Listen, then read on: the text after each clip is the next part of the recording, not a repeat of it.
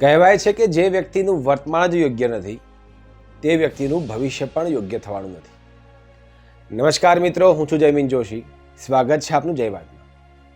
મિત્રો, આજની વાર્તા એક એવા ઢોંગી જ્યોતિષીની છે જે ગામની અંદર અલગ અલગ લોકોનું ભવિષ્ય દેખતો હતો. તે એવો દાવો કરતો હતો કે આકાશની અંદર રહેલા તારાઓ મારી સાથે વાત કરે છે. હું તારાઓની ભાષા સમજું છું. તે આકાશમાં દેખે, તારાઓ સામે દેખી અને કેટલીક ભવિષ્યવાણી કરે અને લોકોને ગેરમાર્ગે દોરતો હતો, લોકોના ભવિષ્યની વાતો કરતો હતો. બનવા જોગે એક દિવસ એ જ્યોતિષી રાત્રે તારાઓ સામે દેખતા દેખતા તેની ભાષાઓ સમજવાનો ઢોંગ કરતાં કરતાં ચાલતો હતો. રાતનો સમય હતો, ખૂબ અંધારું હતું, પણ તેની દ્રષ્ટિ તારાઓ સામે હતી. તે લોકોને બતાવવા માગતો હતો કે હું કેટલું સરસ ભવિષ્ય દેખી શકું છું. તમારા બધાના ભવિષ્યની મને ખૂબ ચિંતા છે. હું બહુ જ્ઞાની જ્યોતિષી છું. થોડુંક આગળ ગયો ત્યાં તેનો પગ એક કાદવની અંદર પડ્યો અને કાદવના કારણે તે લપસી ગયો. એવો લપસ્યો કે થોડાક આગળ લપસતા લપસતા એક ખાડો હતો, એની અંદર જ તે પડી ગયો. ખાડો ઊંડો હતો, બહાર નીકળાય એવું હતું નહીં. આખું શરીર કાદવવાળું હતું. એણે ખૂબ પ્રયત્નો કર્યા, પરંતુ તે ખાડાની બહાર ના આવી શક્યો.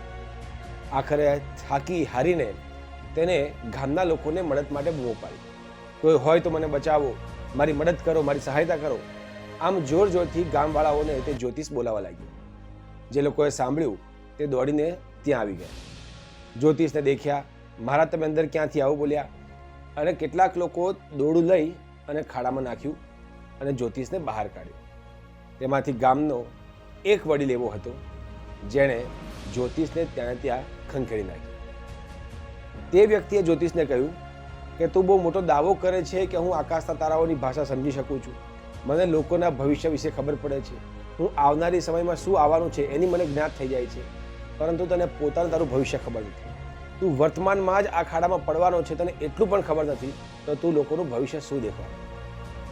આમ આખા ગામની વચ્ચે પેલા જ્યોતિષને ઉતારી પાડવામાં આવ્યો અને જ્યોતિષ ત્યાં ઉઘાડો પડી ગયો. મિત્રો, કહેવાનું તાત્પર્ય એ છે કે જીવનમાં ભવિષ્યની ચિંતા કરીએ તેના કરતાં વર્તમાન ઉપર ધ્યાન આપીએ તો આપણે વધુ સુખી થઈએ. જેનું વર્તમાન સારું નથી, જે વર્તમાનમાં કોઈ પ્રયત્ન નથી કરતો, જેના કોઈ સપના નથી અને સપનાઓને પૂરા કરવા પ્રયત્ન નથી કરતો, તેનું ભવિષ્ય કયા પ્રકારે સારું બની શકે. ભવિષ્ય એ આવનારો સમય છે. ભવિષ્ય એ તમારા વર્તમાનની મહેનત અને પરિશ્રમનું પરિણામ છે. તમે જ્યોતિષો પાસે કુંડળી બતાવી આવનારા સમયને સારો બનાવવા માટે પ્રયત્ન કરશો તો તમે અંતે મૂર્ખા સાબિત થશો.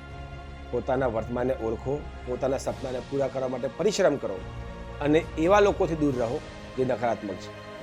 આ સાથે આજની વાર્તા અહીં પૂર્ણ કરું છું. નવી વાર્તા અને નવા સમાજ સાથે ફરી મળીશું. ત્યાં સુધી નમસ્કાર.